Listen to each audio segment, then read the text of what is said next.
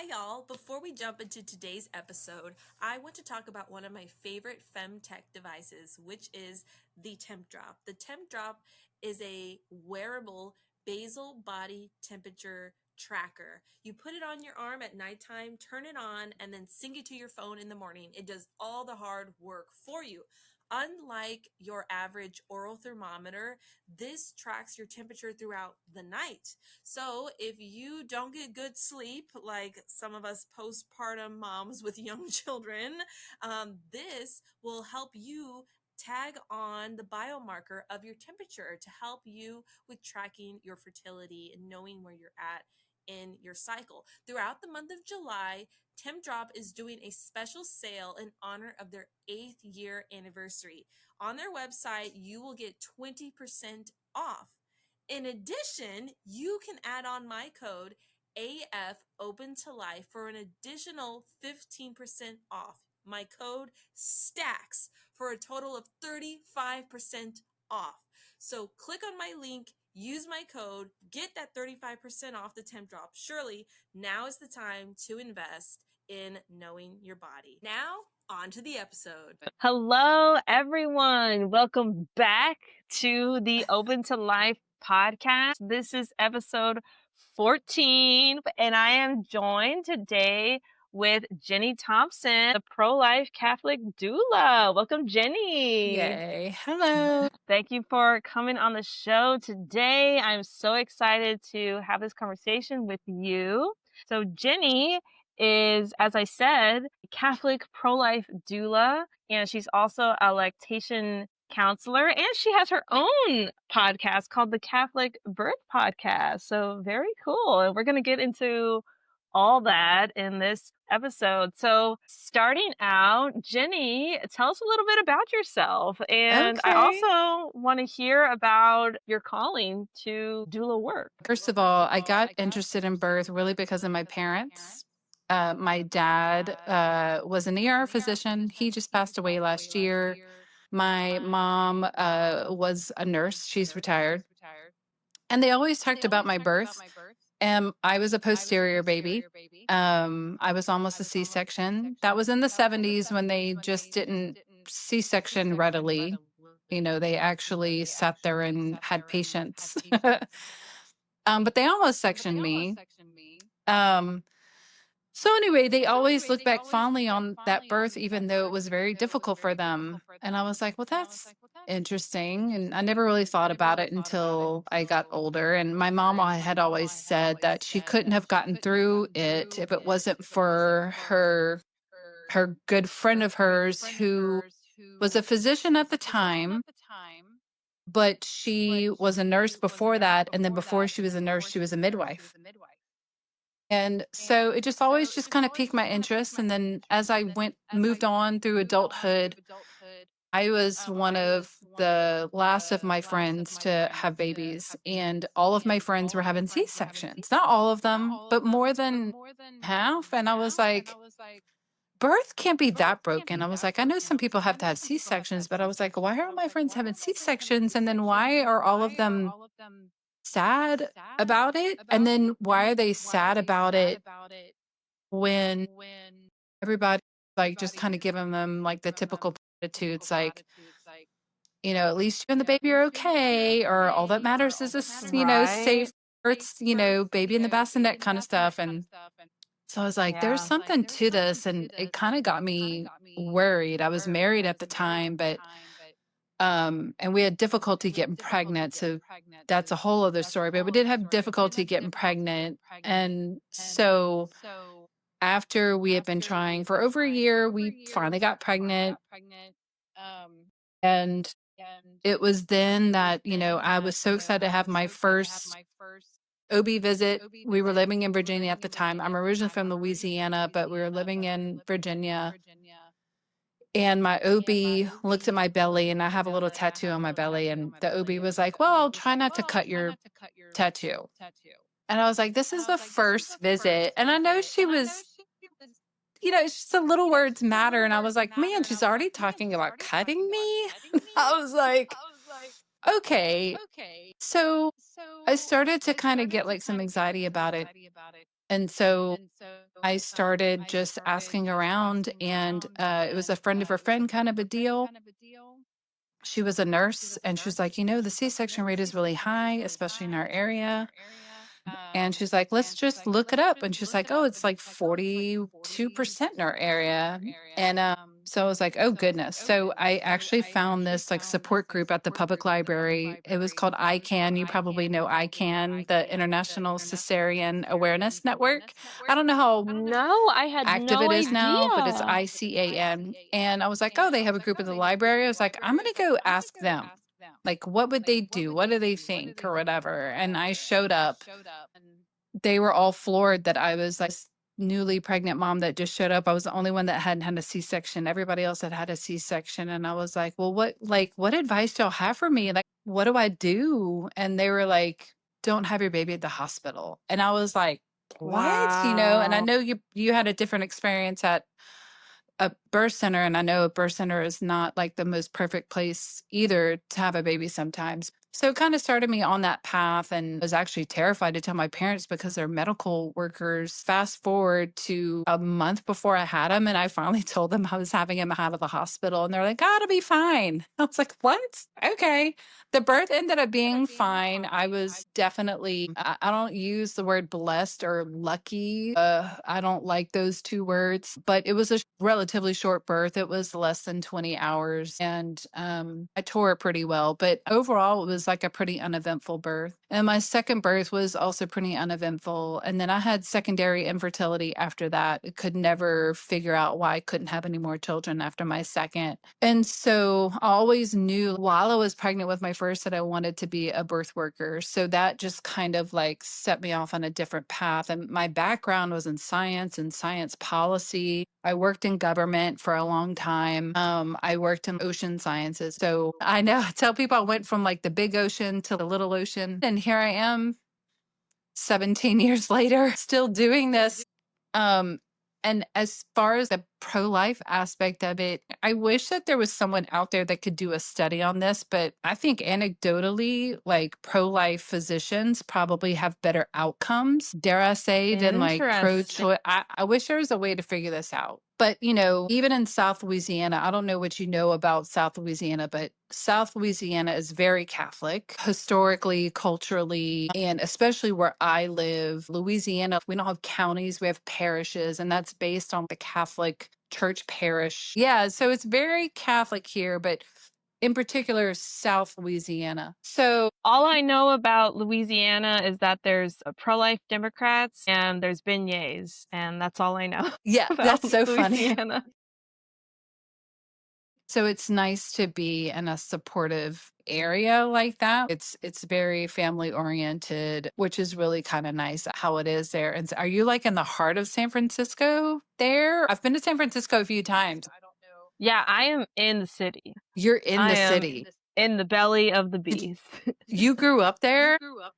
No, originally I'm from Texas, and when Texas girl. Okay. yes, yeehaw, howdy, remember the Alamo. And then when Roe was reversed and life became legally protected in Texas, I just felt really convicted with my gifts and talents. I was needed somewhere where babies were being legally killed. And Okay. then I prayed, and God answered for me to move to San Francisco and made a way. And we've been living here for Wow. going on 2 years. Wow. Wow. You really have a missionary's heart.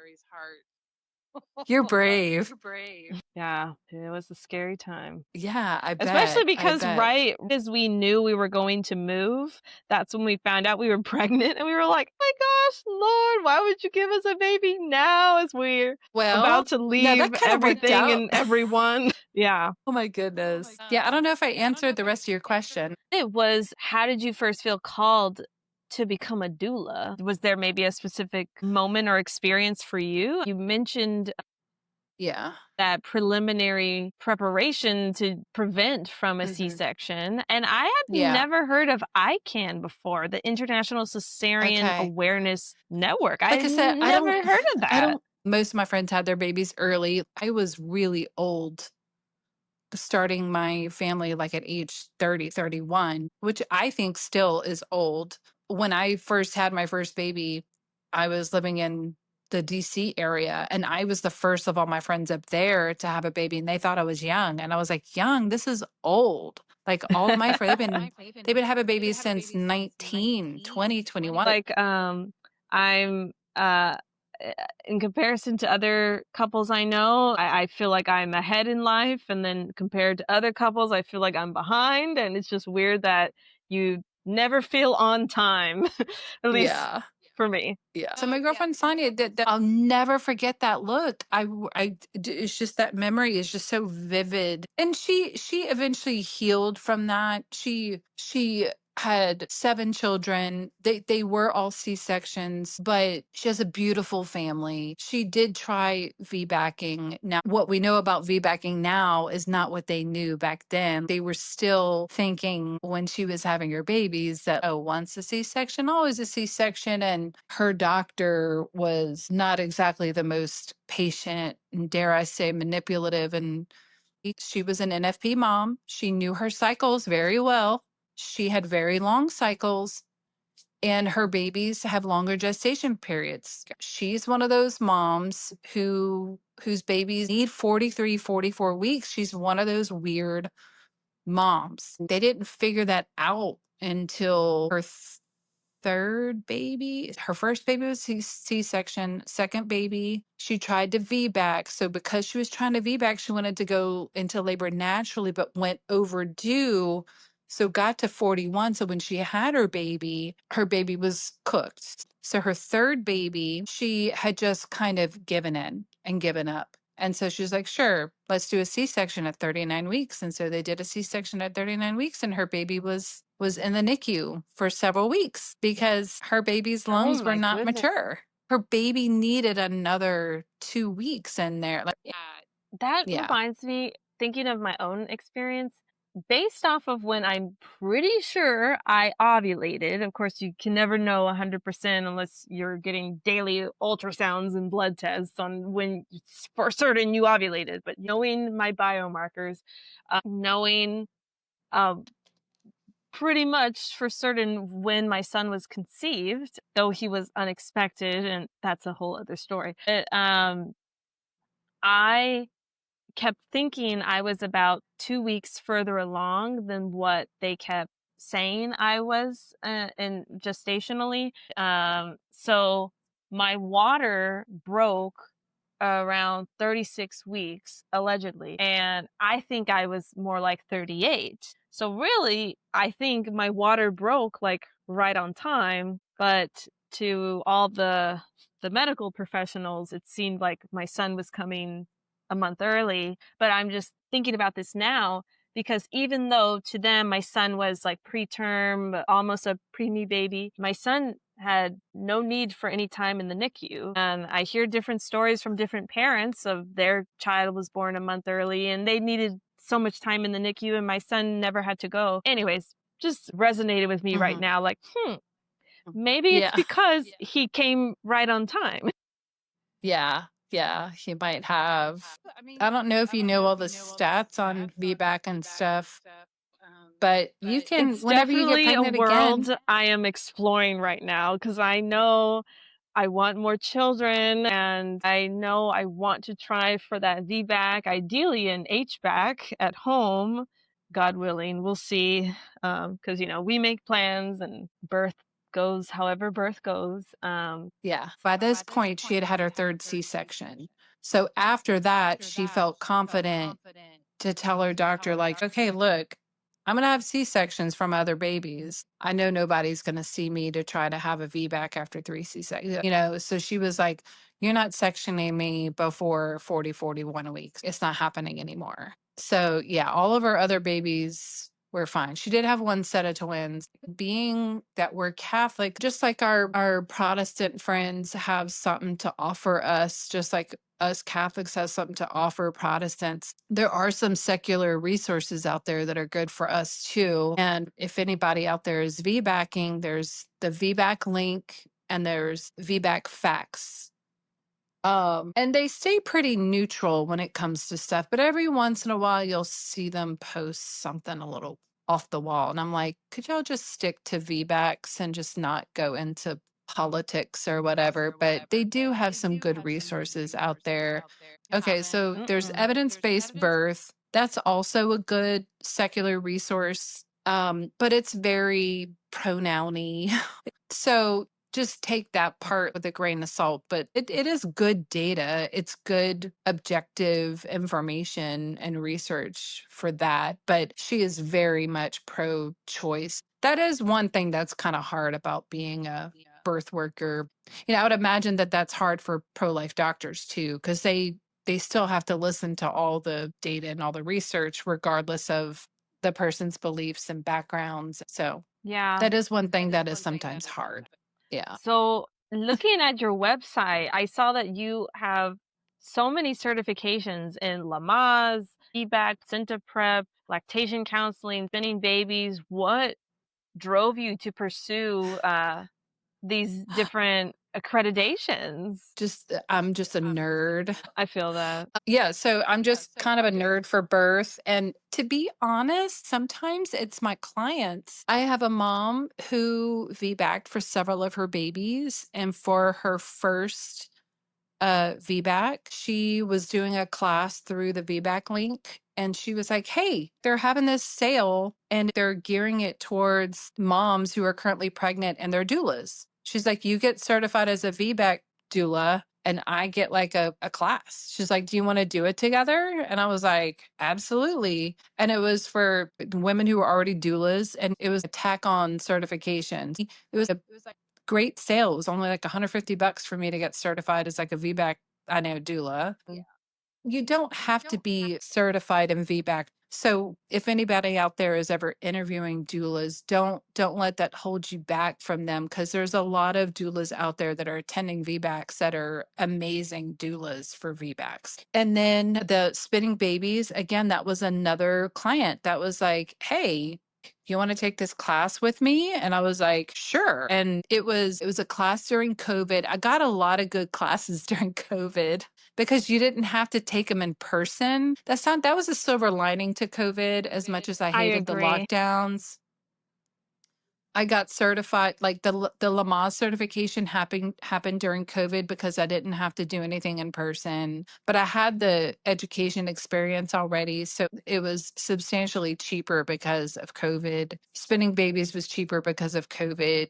VBAC Link was cheaper because of COVID. COVID really helped. So what is Lamaze? I've heard that word. I don't know what that means. And also, I have an idea of what spinning babies is. My son was breech, which is allegedly why I ended up having the C-section. Now, knowing what I know, I think I never needed a C-section to begin with, but that's another story. But yeah, what specifically is Lamaze and what is spinning babies? Well, I'll go over spinning babies first. They do something called belly mapping. It's great for like P moms who really just know their body and their baby well. It kind of gives you some tools. Me.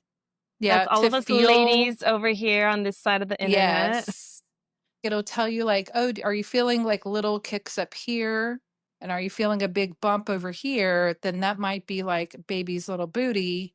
And then like their legs are over here. So it kind of helps you to map where your baby is. And then once you know what your baby's position, where your baby is in your body, then you can move your body and do different positions to either encourage labor to get started, or encourage a more comfortable position in labor, or encourage a more comfortable position for pushing, et cetera, et cetera. They're training doctors and nurses in hospitals like all across the country. There's a lot of nurses that are trained in it now. And if they're not doing it, they probably know about it. And they're probably pretending to not know about it if they say they don't know about it. Because if nurses in Louisiana know about it, I can guarantee you every other nurse in the country knows about it. So that should tell you something. And then Lamaze is named after Dr. Lamaze, who came up with the method. And it's not really a method anymore. So it's definitely changed over time. Lamaze for a long time was kind of like distraction and breathing. That was kind of like what our grandmothers and our mothers kind of use. It's not that anymore. It was kind of at one point co-opted and kind of stolen by like the hospitals. And you probably hear a lot of people like, oh, Lamaze, like he, who. That's not Lamaze. It changed a lot over the decades. And there was a point probably about 20 years ago where they were like, this is not Lamaze anymore. This is not what was originally intended. We're taking it back. We're going to make it evidence-based information that all families can use to make the best decisions for their families. So it's 6 healthy birth practices that families can use regardless of their situation. They can apply to almost every family. So it's basically the midwifery model of care. So it's like letting labor start on its own, moving around in labor, avoiding unnecessary, C-sections, hiring a doula or having like an experienced birth partner, avoiding pushing on your back and keeping baby with you after birth. So it's pretty much the midwifery model of care. And so it uses all the evidence like from like the World Health Organization and the CDC, which I know are getting like a bad rep now, but it uses information from ACOG and all of that. And it basically gives parents the tools and the information to talk to their care provider about what they want for their birth. So Lamaze they just require me to talk about the 6 healthy birth practices and the brain and informed consent in classes. So I go into all of that. But for me, like I also go into all of my experience as like a doula, because that is so vastly different than from just being just a regular old educator or a nurse or something like that. And then I go into like advocacy too. So I tell them like, okay, here's what labor really feels like. Like you're not going to be thinking that this is what active labor feels like. You're not going to be like, oh, my contractions are doing this and I must be in this part of labor like while you're having a contraction. Like that's not what you're going to be thinking. Like, I teach them like when to know when it's the right time to get to the hospital, because it's different for everybody. Like here's when to know when it's time to go to the hospital, or when it's time to go to the birth center, or when it's time to have the doula come over, or it's time to have the midwife come over.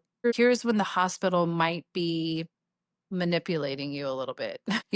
Here's when it's good to ask these questions and to let them know their rights, but how to not be super confrontational about it, how to have like a respectful, constructive discussion with their care provider about their care. Louisiana is not known for having like the best outcomes in birth. We rank pretty far down with like Mississippi and I think New Jersey. A lot of the southern states are pretty far down there. So and that's what I do in like my Lamaze classes is really get into here's what it's really like when you walk into the hospital. Here's what they do. Here's what they're going to want to do. Your doctor might say that you can do this, but the hospital's not going to listen to what your doctor says. This is what they're really going to do. Because this is hospital policy is going to trump what your doctor is going to want to do. Not always. Like you have rights to just refuse everything. So we talk about all of that. I try not to freak them out too much because it can be heavy. It's not what we really always fully expect. Yeah, And we think it's not going to happen to yeah, us, and then it does. until it does. I definitely feel like I was like a shell of a human when I got to the hospital. And knowing what I know now, I feel like I could have just labored at home because my water had broken at 36 weeks allegedly, and I don't think I needed to take off to the hospital like my midwife suggested. And I also think too that there's fight, flight, and freeze responses, and I just learned recently that there's also fawning. If you're always saying, like in the example of navigating birth in a hospital, to just say yes to every intervention or say yes to whatever they're recommending, that is also a form of a nervous system survival response, is when you just fawn. Anyways, that's what I later learned looking back at my lived experience. So I'm curious, what role does your Catholic faith and pro-life values play in shaping your approach as a birth worker? What does it mean to you to be a Catholic pro-life doula? Before, during, after birth, what does it look like to incorporate your Catholic faith and pro-life values? Do you integrate prayer, sacraments, theology of the body, church teaching? What does it look like when you are supporting laboring mothers through a Catholic and pro-life lens? The word that always comes up for me, it just comes down to patience. And sometimes I have the moms who are like very much outward in their faith. Like, we are praying the rosary during like birth. She has her list of like intentions for people. I mean, it is like we are going through the list. So everybody who's sick, I mean, it is awesome, you know. And then some people are very just inward, which is fine. Some people want to pray before or like pray after. And then some of my clients are just Christian and some are not anything, or they're just not currently practicing or whatever. But the way my faith affects all of them is really just patience. And because it's hard for birth workers to, I mean, we all struggle with patience, right? We all want to just like meet our babies. We all just want to meet this new baby. Like, I have a mom right now and she's a medical professional. Like, she's 41 weeks tomorrow. It's her second baby. She just wants to meet her baby. And she's being very, very, very patient. But it's so hard. It's hard, you know? When you have lawyers in the hospital and everybody like breathing down your neck, and you just have to, like, whether you are a believer or not, have faith. And it requires like patience. And even our pro-life doctor here in town, like, he'll be the first one to say is, yeah, hospitals they're about efficiency. It's about efficiency. That's just the truth, you know, and that's not how birth works. Birth is not efficient. Birth is hard work. Whether it's short or long, it's hard work. Either way, you're not getting out of the hard work. It's coming, whether it's short or long, whether it's a C-section or not. Like, it's hard work either way, you know? So to me, like, how my faith affects like all of these moms is it's really just through patience. It's just trying to be patient. Yeah. Wow. And how do you see your work as a doula as also pro-life work in action? Oh, okay. Yeah. So that is one of the things that the whole first like 5 to 10 years of my work, I owned a doula agency with a few other women, and we were constantly trying to find ways to do that. And at the time, the best and the most that we could do was just to do like free births to the community. Let's do 2 free births a year to the community. We would teach free birth classes to anybody. They didn't have to qualify or none of that. Rich, poor, didn't matter. We taught free birth classes at the public library. Wow, that's amazing. So I was doing this program about 2.5 years ago, and I just happened to meet this woman who lives like an hour away from me. And we had been a part of this government program together for about a year. And literally we had 6 meetings. And like the last meeting, she's like, yeah, I'm running this nonprofit called Mary's Hands Network. It's a volunteer doula network program. And I was like, why am I just learning about this? This girl's like next door to me in Baton Rouge, like an hour away. And so I like cyber stalked her, and I was like, oh my gosh, like, this is it. I was like, I don't want to reinvent the wheel. And she had done it. And so she's only been doing this nonprofit for 2 years, and she's done 14 doula trainings, 3 of which have been here. We've trained now almost 50 doulas here. and it's all volunteer. So she gets grants to train the doulas here. But once the doulas are trained, they do 2 free births a year for like 2 or 3 years. One of the reasons why I just fell in love with her was because the way that she has organized this volunteer system, because we want to honor our volunteers' time, right? Because going to a birth can take 2 or 3 days. So each mother gets like a team of 3 doulas. So this mother gets a team. And so she not only has these 3 doulas, but we have other resources at our hands too to help this mom if she's needing WIC or food stamps, or if she needs anything, we have access to people that can help us set her up. We've helped moms get apartments, cars. There's Wow, always that's somebody out there amazing. willing to help if you just ask for it. So that has been a blessing. We just had a training this past weekend and we trained 15 doulas. Very cool. Yeah, so it's great. So we called it Mary's Hands Doulas because Mary was the first doula for Elizabeth, right? So Very cool. oh yeah, girl. Oh yeah. So that's why it's called Mary's Hands Network. I think we're gonna go to Texas next. We'll end up going around to other areas of the United States, I'm sure. Like I could totally That's see us so going to cool. Ohio. I'm sure somebody in Steubenville is gonna find out about us or something like that. And then that'd be fun to come to California though. That would be so much fun. Oh my gosh. Yeah.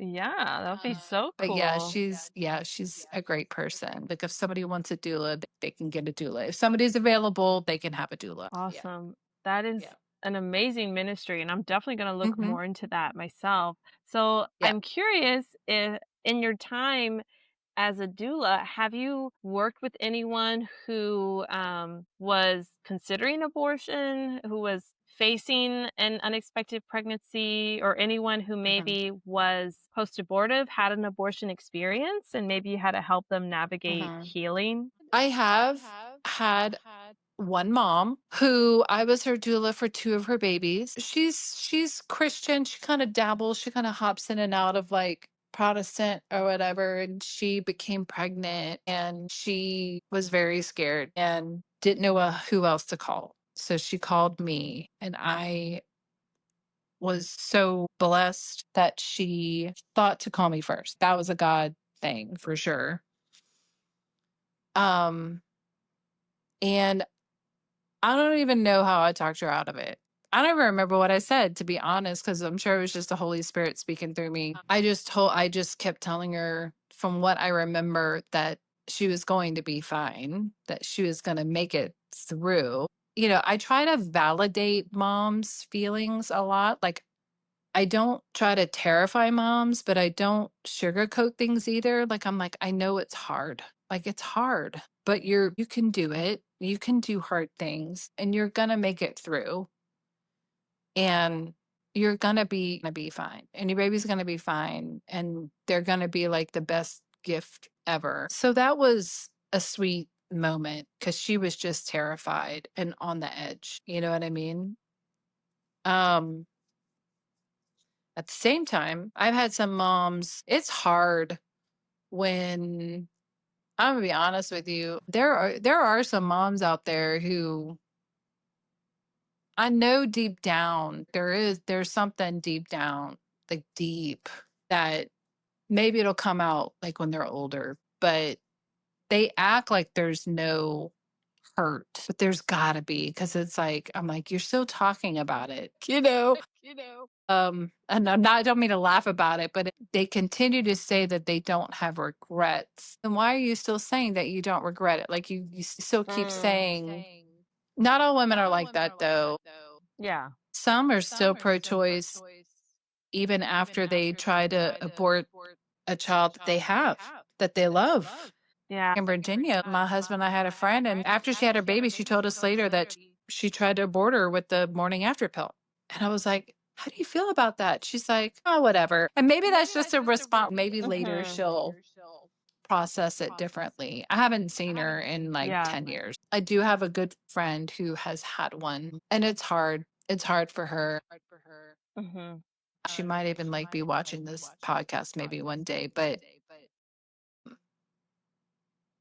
she's a beautiful person. I think God is going to use her. Like, I think in like her situation, it used to be that if you had an abortion, you used to have to go to like the bishop for like confession. That's kind of how it used to be here. She had to go to the bishop for like a confession. Anyway, it's not like that anymore here, but she has had a lot of healing from it after. Because of that abortion, she hasn't been able to have any more kids. And she Wow. is a birth worker. She's a very faithful servant of God. She's beautiful. And she's just one of the most beautiful people I've ever met. And like, there's people just walking around on the street and you just don't know their story and that they just have so much pain. And so she's such a beautiful person, like physically and like inside and out. And sometimes people give her a hard time. And I'm like, you have no idea. Just stop for a second. You never know what someone's I know. going through, what they have gone through, what they're dealing with. So I'd love to hear your opinion on what you think maybe the pro-life movement overlooks about birth and postpartum support, and Yeah. what can the pro-life movement do better? Yeah. So I love that question. Yeah. So there's so much I think that they're missing. I don't get why there's this disconnect. I have some theories. I'm still trying to figure this out because it really bugs me. Because like I watched Lila Rose and I watched, oh, what's her name? She just had a baby. It's like You're thinking Isabel Isabel. Yeah, she just had a Brown? baby. Isabel Brown. Yeah, there's all these people that had, anyway, they on each of their pages, they have thousands of people commenting. I'm like, please get a doula. Please get a doula. And I think number one, I guess they think doulas are just worldly and secular. I think that's probably their first holdup. Really? Um, Interesting. I'm just guessing. I'm guessing that's part of it. I think the second part of it is they think that we're just pro like unmedicated birth, that we're just like anti medical establishment, that kind of stuff, that we're just like, even in the face of like medical necessity, we're like anti, which understandably in their minds is anti life. Do you see where I'm getting at? Which is a good thing. It's a good thing to look at everything through the lens of life. It's good to do that. It's good to do that. Like I don't think they're fully understanding that. It's like they're thinking that the hospital is pro-life. And I'm like, okay, like COVID taught us all that the hospital is not always pro-life. Mm-hmm. Why, if the hospital's not pro-life when it came to COVID, why would you think it's pro-life with all this other stuff? Like, they were handing out DNRs to my friends whose husbands were in the hospital who were intubated. They didn't want them to live. They wanted the bed free for other people. The medical establishment wants people to abort their babies because they don't want the liability. So I think I think in our advanced human brains, like there's a decision tree that beep, beep, beep, beep, beep, goes on like lightning speed in their brain. That's just like, Yeah. doula or out of hospital birth, not pro-life. I hate to say there's a bias, but I think That's an sometimes there's a interesting little bit of a theory. bias. Not always, because I think that's why there's more doulas like coming out as, hey, I'm a Christian pro-life doula. And like there's a very famous pro-life Catholic doula named Mary Hasseltine. What? Girl, you don't know Mary Okay. Hasseltine? No, I So- don't. Mary Hasseltine, her book is called Made for This. Yeah, girl, write it down. Yes, I know of the book. I downloaded Okay. the app. I Yeah, didn't know okay. the author's name. Okay. Yeah. So she has on her app or on her website about Christian and Catholic doulas and midwives and doctors. Which is great because I feel like she's trying to just make us look like we're normal, like we're not weirdos. You can be supporting life even if you're having an out of hospital birth. And that's kind of where I went with my podcast. I was tired of going to book clubs and Bible studies where it's a mommy book club. So inevitably everybody starts talking about birth, and I don't bring it up. Everybody else brings it up. Isn't And that then, always the case? You're like, I you're know. never the And person, like, I never bring up I never bring it up. what I do for work if I can avoid it. Yeah. I'm never the And one then to they bring it just up. start talking about it. I think it's like they know what I do, and I think that they think that I think a certain way, or that I support only a certain way, and then they find the need to justify why they do what they do, or why they did what they did, or they had their baby the way that they had their baby. And I'm like, that's great. Like, I'm glad that you you had a great birth. I think I said this in my podcast, where there was this one girl, she got under my skin. She was like, "Oh, you heard about that one birth with that one midwife? Oh, that one home birth baby ended up in the NICU." And I was like, "Well, where did all the other babies that were in the NICU, where were they born?" I was like, "They were all born in the hospital." Good point, Jenny. I have a friend whose husband is a neonatologist, and he doesn't like it when there's a holiday, because that means that all the OBs are inducing these moms, and that makes his job harder. His holiday gets ruined because the OBs are inducing and putting all these babies in the NICU who should not be in the NICU because they're being induced unnecessarily. And so these babies are ending up taking up space in the NICU for babies who should be there, the actually sick ones. So anyway, this one girl just kind of got under my skin, and that was the only little jab back at her that I did. Her argument was, hospitals are just pro-life. It's the safest place to have your baby. And I was like, well, they can be for some people, but not for everybody. For That's some such people, an interesting argument. I've never thought of it that way. yeah, like if you think about it, I can understand why people would think that. Hospital is where you go if you're in trouble and you need your life to be saved. And people think that when you're in labor, that is like the trial of your life. The veil between heaven and earth is super thin. You feel like you're going to die. You're not going to, but you feel like it. People feel like for some people, they feel like the hospital is the safest place. And then when it doesn't, when some people it's proven otherwise and it's not the safest place, it's like your world just gets turned upside down, and then it becomes this traumatic experience, in like this multifaceted, multi-layered experience. And then you're told, like, well, you should be happy that you're alive, and you're like, wait, what? Yeah, that's definitely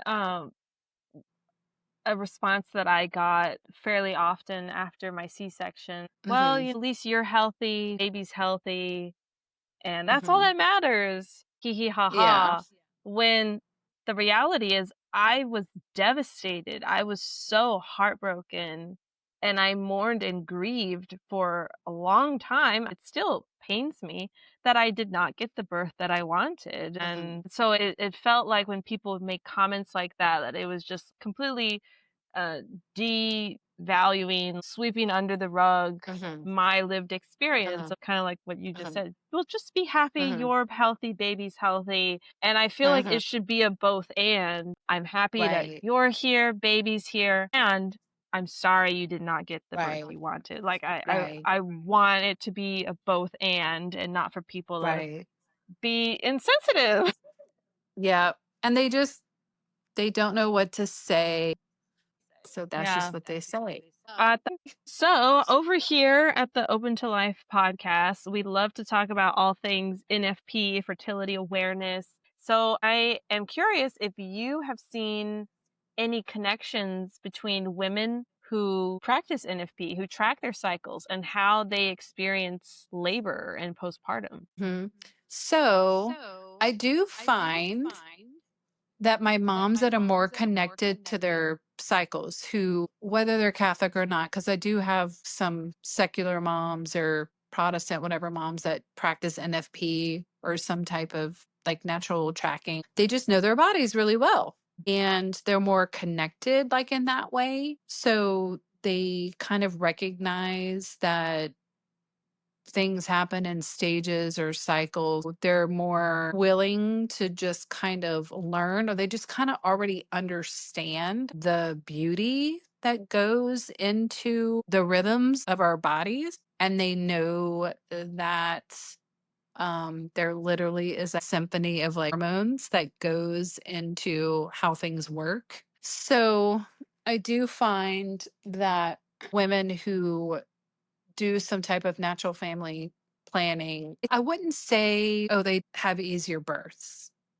I don't know if I can say that. Like birth, it's always full of surprises. It never ceases to amaze me what happens with birth. So I could get like 100 women and they could all know their bodies inside and out. NFP, they know everything. They could all want natural births. They could be perfectly healthy. Everything could be absolutely perfect. And maybe 50% of them have normal progression of labor. Maybe the other 50% just have this like, I mean, it's hard work no matter what. You really just don't know what labor's going to throw at you. But that's why it's always good to be patient and like open-minded. That's one of the things that I love about like Lamaze is, again, like adore natural unmedicated birth. It's great. I love it. However, we have all these interventions as tools if we need them. I don't have anything against the epidural. It has its time and place. If I had to pick one medication that caused a lot of trouble, it would be Pitocin, hands down. That's what's caused the most problems out of everything. So my NFP moms super connected to their bodies. But what I would love to see more of them understand is that Pitocin, if they choose to induce for a non-medical reason, obviously if they have a medical reason, that's a completely different story. But if they choose to induce for a non-medical reason, like they're messing with their normal hormonal site, like, and the Catholic Church has, it's different in different countries, but when it comes to Catholic hospitals in the United States, there's these ethical and religious directives that they should practice by. It's not legally binding or anything, but in there's all these pro-life directives. So if you ever really want to nerd out, you can look up ethical and religious directives for Catholic hospitals. It's not a long document, but it's really interesting. They do have in there for pregnant women, like if they want to induce just because, like they can. And I get it. I mean, I have had some women who are like, I just think I need to have my baby. Like they have this intuition. Like they're just like, I need to have my baby. And I feel like I need to induce. Okay, if you feel that strongly, like, let's do this. Let's go to the hospital, call your doctor, tell them that you want to be induced, like do it. But that's like one out of like 200 moms. And then there's like the other moms who are just like, oh, I do the NFP and I do all these natural Catholic things or whatever, but I'm going to like induce my baby, like just because. And I'm like, wait a second, like you're doing all these other things and then you're choosing your baby's birthday. Like you're not, I know. I wish they would, I wish they would see that. I don't know what the disconnect is on that. I think I talked about that a little bit in my podcast, but I feel like I need to make a podcast about that. Like, what are y'all just doing? on like that point alone. I don't know what to call it. What should I call it? Like, it's going to be like, hey, y'all, something like, I don't know. Like, you're not going to do birth control, but you're going to do PIT. There's, there's a time and a place for it. But yeah. So Jenny, you are a certified VBAC doula. And I'm curious, what should women know if they're hoping for a VBAC, vaginal birth after cesarean? And I personally would love to hear your answer to this. Yeah. So the first thing I would do is, hopefully while you're not pregnant, I would find a VBAC supportive physician. Now, you have to be careful even with midwives too. Just because they're a midwife doesn't mean that they're VBAC supportive either. So, yep, my birth center, they said to me I would not be able to attempt to birth there a second time because of my cesarean. So definitely like interview them, talk to people like while you're not pregnant and just have those hormones rushing and like flowing through you, like definitely start interviewing people. Like there's a birth center that I temporarily work at right now, and we have moms that are not pregnant that come interview because they're like, oh, I heard that I should do this when I'm not pregnant. I'm like, yeah, that's a really good reason to come and like see. Wow. So first I would do that. Yeah. Friendly healthcare team. Yeah. Yeah. When you're not pregnant. But if you're already pregnant, that's okay too. And then if you are pregnant, don't be afraid to leave your current doctor, even if it's, let's say it's towards the end, because sometimes what happens is they'll support you. They'll say that they're supporting you or that they're friendly towards it. But then as you get towards the end, they got you. Like you're stuck. Just know that even then you can still leave. Someone can take you. It might be hard if you just start asking and reaching out to people. It could be a process, but it can be done. It can be done. Don't flip and don't just give up or whatever. It can be done. So you can switch. And when you switch, know that your doctors, this is going to sound awful for just 20 seconds. Your doctor's not going to remember you. They don't know you. They're not your friend. They're not your friend. Yeah. They're hired help. They're like your plumber or your mechanic, and they're great people. They're nice people, but they're busy, and you pay them for a service and you expect them to do a good job. So if they're not giving you like that service, or you want like a second opinion, like leave, go somewhere else. That's just how it works. And that's why I say go look at VBAC Facts and VBAC Link, because usually connecting with those people, because they have Facebook groups and stuff too, you can find, I guarantee you, somebody on VBAC Facts or VBAC Link. If you go get on their Facebook pages, you are going to find the most VBAC friendly midwife and or physician in San Francisco. You'll Jenny, find I them. had never heard of these resources prior to talking to you, so I'm really thankful. Well, and that's why people hire doulas too, because like we just know all this stuff. So it's just because it's overwhelming. It's a lot. It's a lot. Yeah. Most moms VBAC. It's fine. Even VBAC moms can even be induced now, which I know sounds insane, but it used to be thought that it can be unsafe. Like now we have like protocols for even safe inductions for a VBAC. And we can even do VBACs after 2 C-sections now. And there are moms who've done VBACs after 3 and 4. We don't have a lot of data on that, but I've been to VBACs after 2 C-sections. They do happen. And they're at this, if it's happening in Louisiana, it's happening elsewhere. Yeah.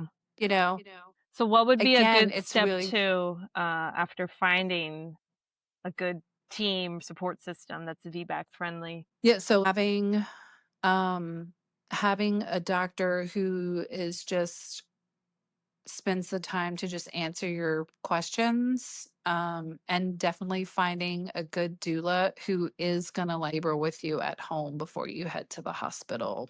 So what are some of the most misunderstood or unspoken postpartum realities, especially around mental health or breastfeeding? For breastfeeding, that it's a sacrifice. It's not all kittens and rainbows. Like I tell all my moms that, I'm like, look, just like birth, like it's work. There's going to be fleeting moments where it's enjoyable and it's joyful. And then other times I was like, with breastfeeding, there's going to be times where you're at home breastfeeding your baby and your friends are going out for a beer and it's going to be hard. But you know what? Your friends are going to be there a year from now, still getting beers. It feels hard at the time, but just take one for the team. It's a sacrifice that's going to be worth it. Maybe you won't see it now, but you'll see it in the future. You will. Like sometimes it's hard to miss out, but yes, breastfeeding, it is a sacrifice. I think we have to be honest. We're going to be spending a lot of time attached to our babies. Yeah. And that's a good thing, but it is also a sacrifice, because like we're giving of ourselves. We're just constant giving, literally giving our body. Yeah. So Jenny, if you could tell every first-time mom one thing about birth, what would it be? I would just tell her, don't be induced. I know that might not be the answer you were looking for exactly, but I would like that. I want whatever is the real answer, whatever you would want to tell. I try very hard not to beg them. If I could, I would fall to my knees and beg them not to be induced. I just let labor start on its own, labor at home for like a little bit, and then go in. And then if you still need oxytocin, at least your body's still already started labor. Do you see what I'm getting at? Your body and your baby knows that it's time. Your body already started the process. So you understand what I'm saying? It's like your baby is saying yes to being born. Yeah. But we live in a day and age where we just want to control everything. Our patience is thin and we want to schedule. So what is your hope for the future of Catholic birth work in the church? That promoting culture of life absolutely includes birth. The pro-life movement has shied away from talking about birth because they've had so many So criticisms true. about being pro-birth. Like, and what I mean pro-birth is like, they're just like, oh, you just want the baby being born and then you'll just ignore them after. That's such So a good it's like, point. yeah, the church and everybody has been, they just don't talk about it. It's like they've left it alone. Even our pregnancy centers here, which is beautiful. It's almost like they walk with women and their families if they need to, like basically up to the hospital door. Then she has her baby. Maybe she has somebody checking in on her, but I'm not so sure that anybody's staying with her. And then afterwards, it's nobody. And even my secular friends who work in government who are helping moms before and after birth, none of these women are being helped during the birth. And they're just seeing these awful outcomes. And they're seeing these very mentally and physically stable moms walk in the door and then getting trashed and trampled on. And then they're picking up the pieces after. And I'm like, okay, y'all, the birth matters. Stop listening to the pro-choice people who are telling you, who are making this claim that we're just pro-birth.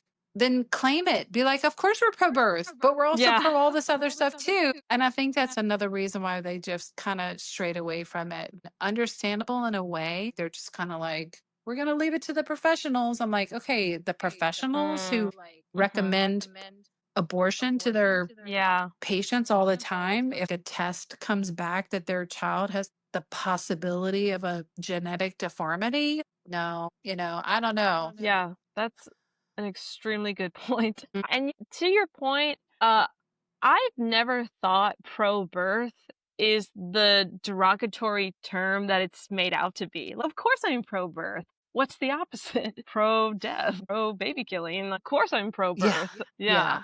And their yeah. point, like the pro-choice point is like, you just want the baby born and then you're just going to drop. And then you're you just gonna don't drop care them. what happens afterwards. Right. And what it does matter what happens at birth. Yeah, totally. Sometimes the Catholic hospital here is kind of an embarrassment. You're going to survive. And there's crucifixes hanging around everywhere. Yeah. They're saying their prayers throughout the halls. Then at night, when this baby has a breastfed, and this baby obviously is having problems and they're just not doing anything about it. I'm like, how is this pro-life? This doesn't seem normal to me, or this doesn't seem supportive. I can almost see where sometimes the pro-choices are coming from. Like these women are just being completely ignored. We're kind of proving their point right now. We need to gather around these mothers at the time of birth to make them feel supportive so they come out on the other side not destroyed. Like we're just rolling over them, making them feel like crap at the hospital. They're coming out with these traumatic experiences. Not all of them, but almost half of them, literally almost half of them. If 30% of them are having C-sections and then the other 15% are having other traumatic experiences, that's a lot of people. We can do 50%. better. Yeah, it's almost half. Yeah. It's like 45%. And that's what ACOG says. Probably, I'm not going to get into that organization, but it's a pretty secular organization, and they're admitting to the fact that almost half of the moms that come out of their birth experiences have traumatic, whether it's physical or mental traumatic experiences. We got some work to do, but so let's just embrace the pro-birth movement, because like if we can support them and respect them at birth, they might have a better postpartum, and it won't look like we're just dumping them after birth, Yeah. Hmm. because it looks like it right now, because we kind of are, and then we're not paying attention to them until 6 weeks later. Yeah. Like I know we're winding down on our time together. yeah. I'm curious, how can our listeners support Catholic doulas in their communities, or even explore becoming a doula themselves? Are there any Catholic doula birthwork training programs you can recommend? I know of our Catholic training. It's Mary's Hands Network. We do have virtual training, but there is 1 day of skills, and we are starting to have people come from further out. Some people are coming in from other states to take our skills. It's just 1 day. So there is that. If you're interested in that, you can contact us. Our website is pretty easy to find. There's not many. There really isn't, which is sad. But, you know, that's another reason why I feel blessed to just be living literally right next door to where Mary's Hands is. If she would have been located in New York or California or Idaho, like I would have still latched onto her and be like, we're doing this here, you know. I can't believe she was only an hour away. But if you don't have access to those, just start working. You don't have to be certified to be a doula. Just start working. Or if it's okay to take a secular program, I would stay away from a program that says it's full spectrum. That means that they do abortions. They might sell it as pregnancy loss, but pregnancy loss to some of these people is abortion too. They're changing the definitions to everything on purpose, right? The evil one does that to make bad things look good, right? So Yeah. I would stay away from anything that just says full spectrum.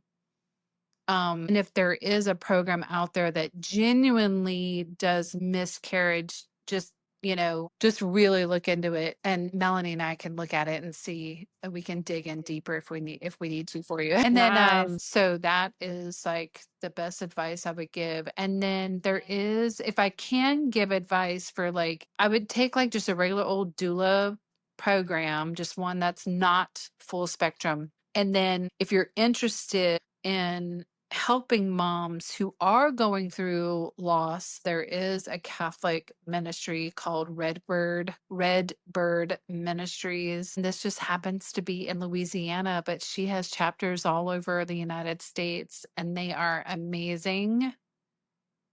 And she can help with burial rites and miscarriages, so many weeks pregnant, to infants, to young children. It's hard stuff to talk about, but Redbird Ministries, if you're interested in helping parents of loss, that would be where I would go instead of like doing that full spectrum. Don't do that. Yeah. But if you want a good secular program, I would say would be ICEA. ICEA is a good one. That's what Mary's Hands does, but Mary's Hands, it's still Catholic focused, but we're under that umbrella. I know some people do Doulas of North America, but there's too much paperwork with that one. As long as it's just not full spectrum, I think you're probably okay. So that's my Very advice. cool. Yes, Well, ma'am. my final question for you, Jenny, is a question that I'm asking all my guests on the Open to Okay. Life podcast. And that is, what is some advice that you can give to either that girl or the couple that finds themselves in an unexpected pregnancy to encourage them to be open to life? Whether it's the girl who is single and struggling, or it's the couple who are like, whoa, we've been using NFP to avoid, but now we have an NFP surprise on our hands. Yeah. That, life was never meant to be really planned, which is funny because natural family planning, the planning is in there, which I Yeah. always thought that was funny. But Ironic. Yeah, really, life is never quite planned. And that sometimes when things are not planned is when we receive just the biggest blessings. Even if we just don't see it now, we usually see it later. And for that young mom, I would just encourage her to find a care provider that's going to treat her like the adult that she's going to come. I've served teen moms before, and I find that oftentimes care providers can be patronizing and punishing, and that's not a way to be. That's not how Christ would have treated them. What, Mary was 13 or 14? Is that how we would treat our Lord's mother? No. By the way, like when your kid grows up, that's what, if they ever talk back to you, you could just be like, is that how Jesus would treat his mom? Like, no, you Yep. know? I often So that's heard how I that look at these phrase mothers from my too. own mother. Right. So I do look at them that way. Like, this is a special person who's chosen life. It doesn't matter. Jesus loves this person and they have dignity and they shouldn't be punished. There are some doctors out there that punish them. It's awful. It's awful. Oh. Those people are going to have their toenails pulled by somebody in the future. I don't know. Something's going to. I don't know. That's mean to funny. say, but I'm just like, what are you people doing? I don't get it. Anyway, people are Jenny, just mean to mothers. Not good. share to the people, how can we find you? Where do we go to work with you? How do we contact you or stay in touch? Yeah, so the easiest way to find me right now is on Instagram, Jenny the Doula. I was Gentlewoman Birth Services. No one really knew me as that. Everybody just knew me as Jenny the Doula and like Lafayette Lamaze. That's just the name of my town. I owned a doula agency for 10 years and then I was working independently for 5. And I'm starting a new doula agency called Parish Doulas, which that's based off of the Catholic parish. That's coming up soon. If you look up Jenny the Doula, you should find me. I'm mostly on Instagram and I do post to Facebook too. So that's where you can find me. I think you can find my podcast. It's just Catholic Birth Podcasts. And then on my Instagram page, I have a link tree where you can find a bunch of stuff. And I'll be posting another free resource on there soon for Catholic moms. So stay tuned and go look at that. Awesome. Well, I'm definitely going to link your Instagram, your website, your Okay. podcast, and all the helpful links that you shared because I learned so much from you, especially since I hope Awesome. to be a VBAC mama myself. So You I'm will. definitely going to look into those resources. Yes, in Jesus' name. Mm-hmm. So thank you so much, Yes. Jenny the doula, for taking the time to chat on the Yes. Open to Life podcast. And I will see y'all in the next episode. Open to Yes. Life podcast. It was so good to over finally meet and you. out. Yeah. Yeah. Bye.